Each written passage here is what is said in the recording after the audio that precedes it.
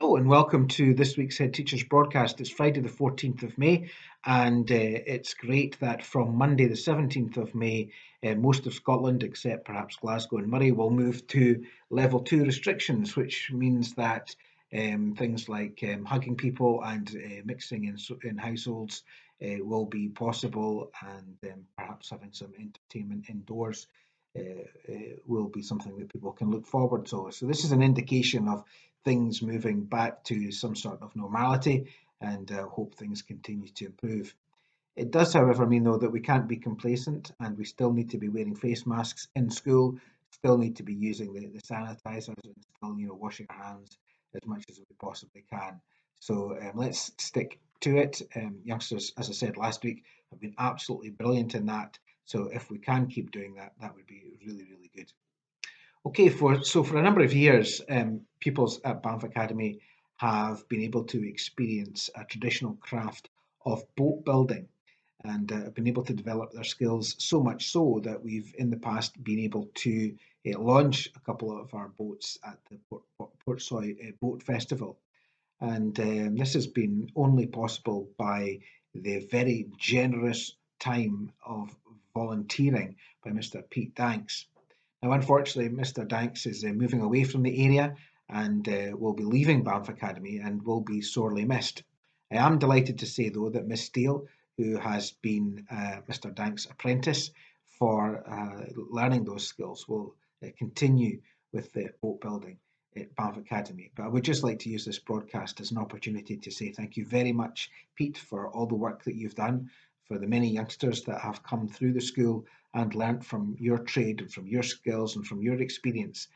Your patience and your understanding has been outstanding, and I just wanted to thank you and to let you know that the work that you've done has been very much appreciated. So thank you, Pete, and we wish you all the very well, all the very best in your travels south.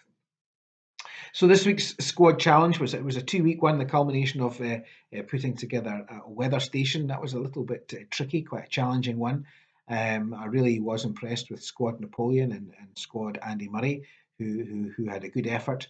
But by far and away, the clear winner, which was a really impressive piece of kit, which was a lobster box with a wind vane and a receptacle to measure rain and also temperature as well, which will now be stationed in our courtyard, is by Squad Ariana Grande. So they'll get their chocolate next week, but very well done to them.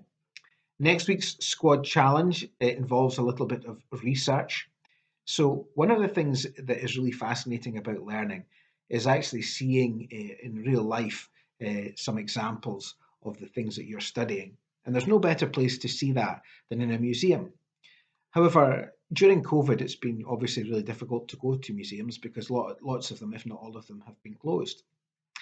However, many museums around the world have what's called virtual tours, and you can enjoy all the glories and benefits of a museum without actually having to visit it in person. You can go around the museum online.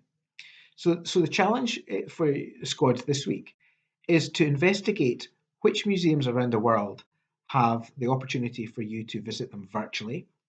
And then I would like you to put together a brochure which advertises these museums. How do you get to them? What are the links? Where are they? And the winning one will circulate around the school for all the rest of the school to enjoy the benefits of being able to pick and choose which museums they would like to visit from the comfort of their own home.